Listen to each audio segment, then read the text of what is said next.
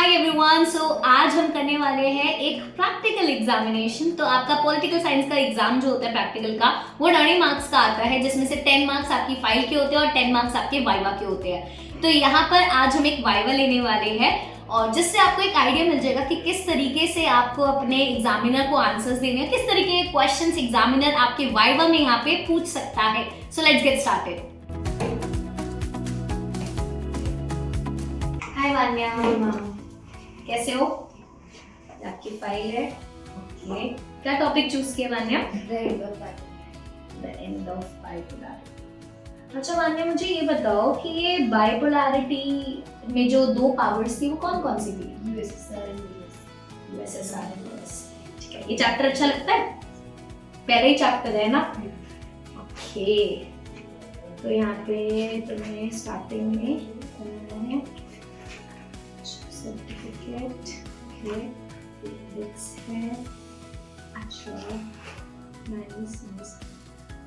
अच्छा, मुझे एक बात बताओ, इसमें मिखाइल गोर्बाचोव के बारे में जो है बहुत इंपॉर्टेंट बातें कही गई है। तो इसमें से उनके द्वारा दो इंपॉर्टेंट रिफॉर्म्स इंट्रोड्यूस किए गए थे, जिसकी वजह से यूएसएसआर कोलैप्स हो गया था। तो तुम बता सकते हो मुझे वो दो रिफॉर्म्स क्या थे? Glasnost and perestroika. Nice, very good. इसका मतलब पता है ग्लासनोस्ट एंड पेरेस्ट्रोइका? उन्होंने रिफॉर्म्स देखा। अच्छा, ठीक है, कोई बात नहीं। अच्छा, ये सोवियत सिस्टम क्या है? कोई बात नहीं, ठीक है।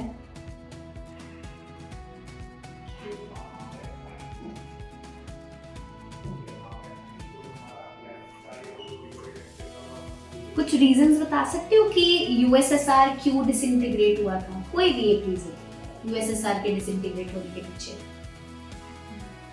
भूल गए? कोई बात नहीं, इसको ना याद रख कर लेना। अच्छा, शॉक थेरेपी के बारे में आपने यहाँ पे लिखा है, तो शॉक थेरेपी क्या होता है?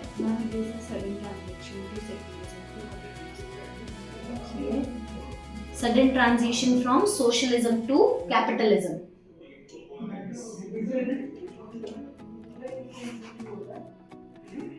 तो यहाँ पे आपने प्रोजेक्ट बनाने में किस चीज की हेल्प ली?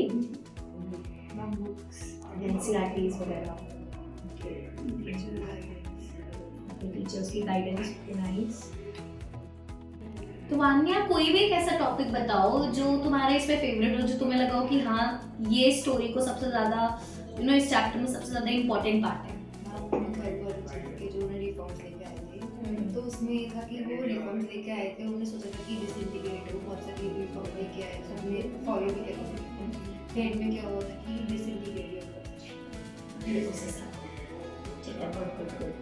अच्छा, तो बच्चों देखो यार, वान्या का तो मैंने वाइवा लिया है, तो मैं कुछ वान्या को और आप सभी को कुछ चीजें बताना चाहूंगी कि वाइवा में आपको चीजें क्या करनी है और किस तरीके से प्रिपेयर करना है। देखो, सबसे पहली बात, ये जो आपकी पूरी फाइल है ना, वान्या ने जैसे एंड ऑफ बाइपोलैरिटी पे बनाई है, तो आपको इस फाइल में आपने जो भी सारी चीजें लिखी है, एटलीस्ट आपको वो सारी चीजें आनी चाहिए। ठीक है, जैसे वान्या ने इधर बहुत सारी चीजें मेंशन करी है, बर्लिन वॉल के बारे में, सोवियत सिस्टम के बारे में। तो वान्या, आपसे ना कोई भी क्वेश्चन इसमें से पूछा जा सकता है। तो मतलब मेन चीज ये है कि आपको ये चैप्टर अच्छे से आना चाहिए।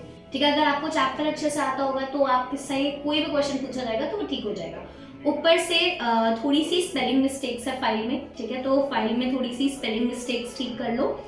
और बाकी लास्ट में बिब्लियोग्राफी थोड़ी बेटर हो सकती है, बिकॉज मुझे बिब्लियोग्राफी यहाँ पे आपने लिखा है क्रोम, youtube.com, pinterest.com, ChatGPT, ये नहीं लिखना है बिब्लियोग्राफी में। ठीक है, तो बिब्लियोग्राफी में आपको जो आपने जेन्युइन सोर्सेस, कोई आर्टिकल पढ़ा हो या फिर कोई आपकी एनसीईआरटी फॉलो करी हो या फिर कोई और बुक को फॉलो किया हो, तो वो लिखना है यहाँ पे। ChatGPT वगैरह नहीं लिखना है, ठीक है?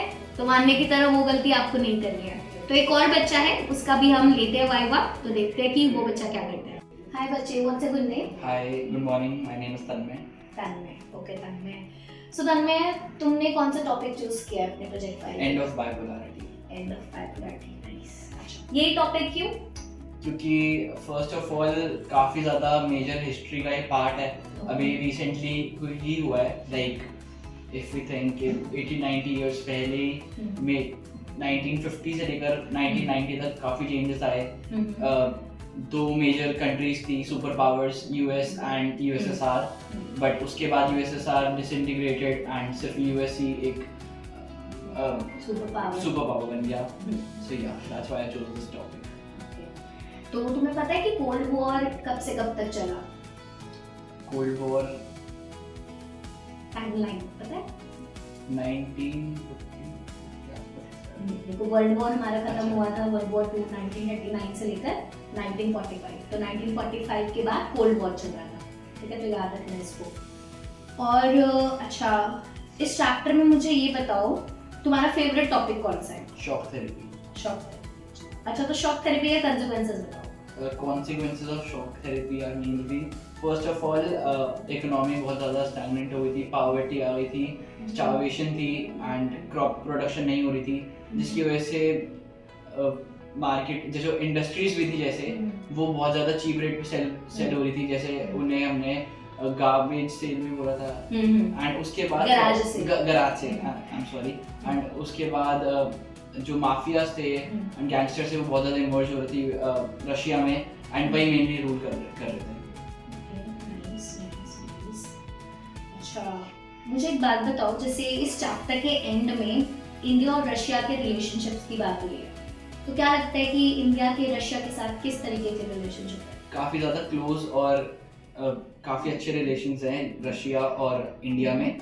And if you talk about the relations in past and जो हेल्प जो रशिया ने भी करी है, तो जैसे जब इंडिया के पास फॉरेन एक्सचेंज नहीं था पर तब भी ट्रेड करने के लिए रशिया ने इंडियन करेंसी एक्सेप्ट करी थी for the export and imports. And उसके बाद जो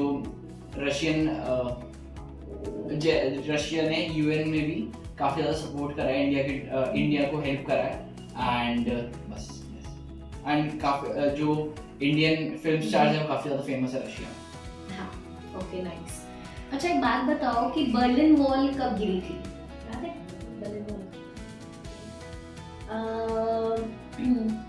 यूएसएसआर की फुल फॉर्म पता है?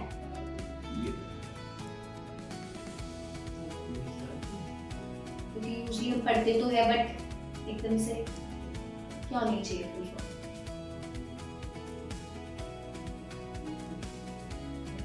कोई बात नहीं, ठीक है, याद रखना लिखा हुआ है क्योंकि आपने प्रोजेक्ट फाइल में union of Soviet socialist Republic.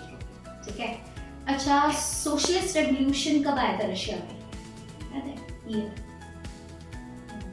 लिखा हुआ है वो भी. तो मतलब वही है कि इन शॉर्ट कि देखो जो भी फाइल में आपने लिखा है वो आपको आना चाहिए, है ना.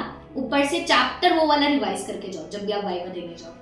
ठीक है, तो मेक श्योर कि ये वाला चैप्टर, क्योंकि सबको चैप्टर में ही मेंशन है, तो एनसीईआरटीज भी पढ़ते आप चले जाओगे तो वाइवा बहुत अच्छा हो जाएगा.